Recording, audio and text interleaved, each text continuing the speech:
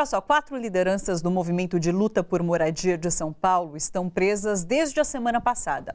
A acusação é de extorsão e associação criminosa. Essas prisões são um desdobramento do inquérito que apura a responsabilidade no incêndio e desabamento do edifício Wilton Paes de Almeida, no centro de São Paulo, no ano passado. O detalhe é que nenhuma dessas lideranças tinha ligação com a ocupação do Wilton Paes, então. Eu quero começar conversando. Primeiro, deixa eu apresentar, estou com o Ariel de Castro, advogado. Seja muito bem-vindo, Ariel, tudo bom? Sim, é um prazer estar aqui, Thalita, revê-la também. Sim. Já nos falamos em vários momentos aqui na TVT, tanto Sim. aqui dentro como fora também do estúdio, em várias matérias, principalmente sobre os direitos humanos, os direitos da infância e juventude. E nós vamos tratar agora também de um assunto de direitos humanos, ainda mais no momento que nós vivemos no país, onde existe um ataque aos direitos humanos fundamentais, tanto a prisão do ex-presidente Lula, quanto a atuação parcial, a atuação, o conluio aí entre procuradores da República e o então juiz da Lava Jato.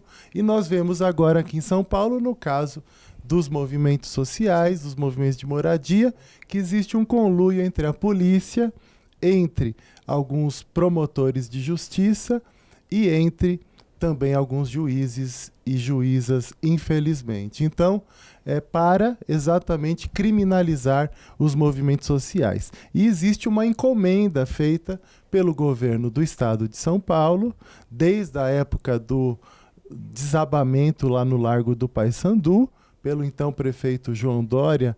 Ele já tinha anunciado que queria a investigação de todos os movimentos de moradia. Ele já, na época, acusava esses movimentos de extorsão, de associação criminosa. Então, ele encomendou essa investigação. E nós achamos que também existem os interesses dos especuladores imobiliários, de empresas da região central de São Paulo, que também querem acabar com os movimentos de moradia. E setores também de direita que querem enfraquecer a esquerda. E uma das formas de enfraquecer a esquerda é também enfraquecer o movimento de moradia e colocar na cadeia as lideranças do movimento de moradia. Então, mais uma vez, nós temos que claramente irmos contra essa maré, porque nós não podemos aceitar que pessoas que são líderes, que lutam por um direito que está previsto na Constituição, função social da propriedade, direito à habitação, como questões fundamentais da República Brasileira. E esses movimentos, eles fazem o que o Estado deveria fazer. O Estado deveria proporcionar moradia para todos. Você tem lá vários prédios abandonados anos e anos para especulação imobiliária. Eles vão lá e ocupam. E a partir da ocupação que eles fazem, eles depois tornam aqueles locais com funcionamento, locais que têm uma função social, onde moram crianças, onde moram idosos, pessoas com deficiente, mulheres, trabalhadores que trabalham ali naquela região central, que não conseguiriam sobreviver indo, por exemplo, até Itaquera, porque não conseguem pagar o transporte, muitas vezes trabalham de forma até precária, são vendedores até informais na região do centro. Então é necessário ter todo esse olhar em cima do movimento de moradia. E eu há 2 anos venho defendendo a Carmen Ferreira. Nós conseguimos absolvê-la no processo anterior, que tratava dos mesmos fatos. Ela foi acusada de extorsão num processo anterior, onde o Ministério Público várias vezes pediu a prisão. E o curioso, eu sei que eu estou falando demais. Não, mas está contando, a gente está entendendo, pode deixar. Não te dei tempo nem de perguntar, mas o curioso é porque a indignação que gera diante de tudo isso, que o promotor que atuou no primeiro processo da Carmen, ele pediu a designação para atuar. Então, ele teve interesse em atuar naquele processo. Isso não costuma acontecer. É raro isso acontecer. Ele pediu designação para atuar ele mais 4 auxiliares. Ele chama José Reinaldo Guimarães Carneiro. E ele já tinha atuado no caso Celso Daniel, que foram os promotores que não aceitaram a conclusão da Polícia Civil de crime comum e queriam tratar o caso como crime político, né, que queriam também acusar lideranças da esquerda, do Partido dos Trabalhadores na época, e não conseguiram, porque a própria polícia de São Paulo, que era subordinada ao Geraldo Alckmin, a polícia concluiu, através da investigação, que tinha sido crime comum, e eles não conseguiram esse intento. Depois entraram com várias representações, foram até tribunais superiores, tentando ainda caracterizar o crime político. Sim. Então, isso todos nós lembramos disso. E agora, curiosamente, o último promotor que atuou nesse processo atual de criminalização das lideranças chama Cássio Conserino. É o promotor que gerou a investigação sobre o caso do triplex do Lula.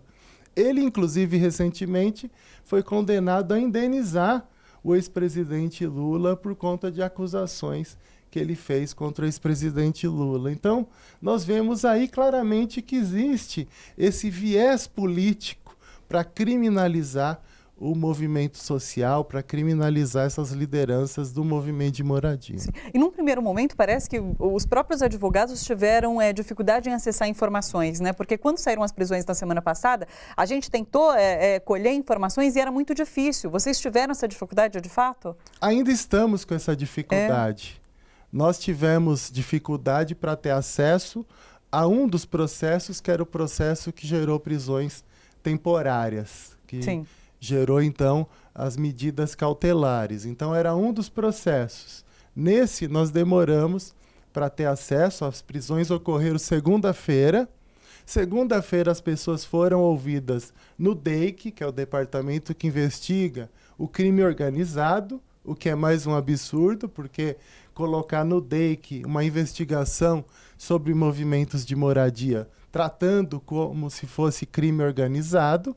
Então, o DEIC, de alguma forma, virou uma espécie de DOPS, né? Virou um departamento de investigações também políticas. Em várias manifestações, as pessoas são detidas na região da Paulista ou do centro e são levadas para o DEIC. Então, lá virou um departamento, um DOPS da atual ditadura, entre aspas, né, do governo Dória, aliado do Bolsonaro. Então, nós temos essa questão. Foram presos segunda e só na quarta, à tarde, conseguimos ter acesso. Depois de ficarmos despachando com a juíza, conversando com a juíza, na segunda-feira, na terça e na quarta só que foi fornecido acesso.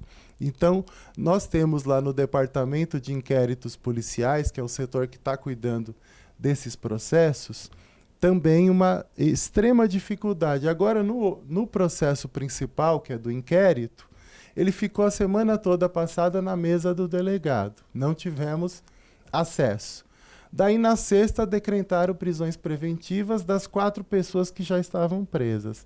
A Janice, a Preta, que é do MSTC. Sim. Temos o Sidney, que é o irmão dela. Os dois são filhos da Carmen Ferreira, do MSTC, da Ocupação 9 de Julho, do Cambridge, que tem até o filme Era o Hotel Cambridge, que foi premiado internacionalmente. Temos também a Angélica e a Edinalva, que são do movimento Moradia para Todos, também atuam na região central. Todos os 4 são da Frente de Lutas por Moradia. Nós estamos falando mais desses membros da Frente de Luta por Moradia. Não estamos falando daqueles envolvidos no Largo do Paissandu, ali no edifício Wilton Paes, que desabou. Sim. Ali não era um movimento organizado, eram pessoas que talvez até estivessem explorando os ocupantes. É importante explicar o que é essa denúncia de extorsão, de fato, porque no movimento social organizado, é cobrada ali uma taxa para a manutenção. Eu quero que você explique para as pessoas que estão nos assistindo, inclusive, como que funciona essa cobrança. Porque no Wilton Paes foi configurada essa extorsão. Sim. Qual a diferença num prédio ocupado por um movimento social organizado? Sim, acho que tudo que a gente participa, a gente acaba contribuindo. Sim. A gente que mora em prédio, nós pagamos a taxa condominial. E se não pagarmos, somos despejados pelo não pagamento. A gente, quando frequenta um clube, a gente vai lá e paga Todo mês o clube. Eu pago aqui a associação, aqui do lado, todo mês. Então, senão a gente é excluído também de participação. Quando a gente está em algumas ONGs, a gente também participa, contribui, cumpre as regras daquela instituição. A partir do momento que você não cumpre, também você pode ser excluído pela instituição. Sim. Isso também acontece nos movimentos de moradia. Desde quando a pessoa entra, ela passa por entrevistas. Os movimentos sérios têm até assistentes sociais e psicólogos que atendem as pessoas, verificam o perfil, o que ela necessita, quantos filhos tem idoso, tem mulher, tem pessoa com deficiência. Se tiver pessoa com deficiência, vai morar no andar mais baixo.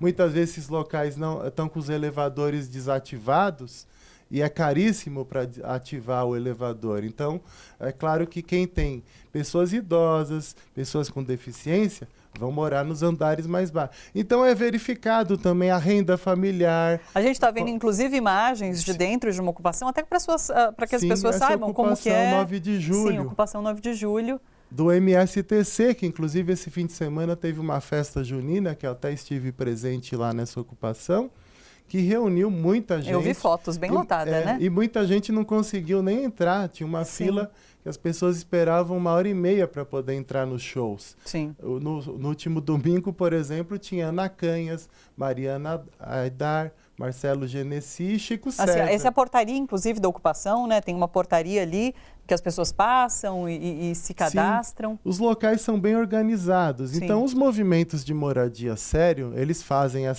essa pré-seleção das pessoas. As pessoas ingressam no movimento. Elas são avisadas e é mostrado para elas os regimentos, as normas que elas têm que cumprir. Não pode ter caso de tráfico dentro do local. Tem que respeitar os limites de horário, não fazer barulho à noite. Tem várias normas que têm que ser cumpridas. Sim. Não pode ter exploração sexual infantil. Então, é mostrado um regimento. Depois, nas assembleias, se decide a cotização. Quanto é que as pessoas vão pagar? Mas, é claro, aquelas que estão desempregadas, em situação de miséria, ou a pessoa está pagando, de repente perde o emprego, não consegue, por um momento, pagar aquela contribuição coletiva, que é voluntária, e ela, então, ela para de pagar um período, até porque tem assistentes sociais que vão entender a situação.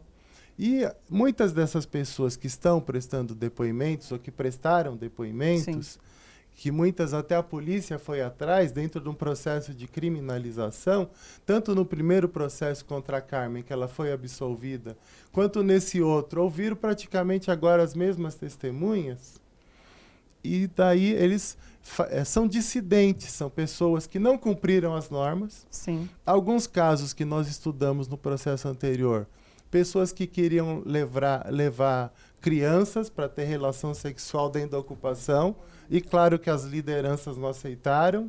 A dona Carmen peitou essas pessoas. Pessoas que queriam fazer exploração sexual infantil, pessoas que queriam levar tráfico de drogas para dentro da ocupação, pessoas que até queriam levar facções criminosas para dentro da ocupação. Então, as lideranças não aceitaram isso, colocaram limites, e daí essas pessoas se tornaram dissidências, algumas até foram expulsas de algumas ocupações, porque reiteradamente não cumpriam as regras, criavam problema o tempo todo, e numa ocupação é a maioria que prevalece, tudo é decidido nas assembleias, e assim como nas entidades que nós participamos.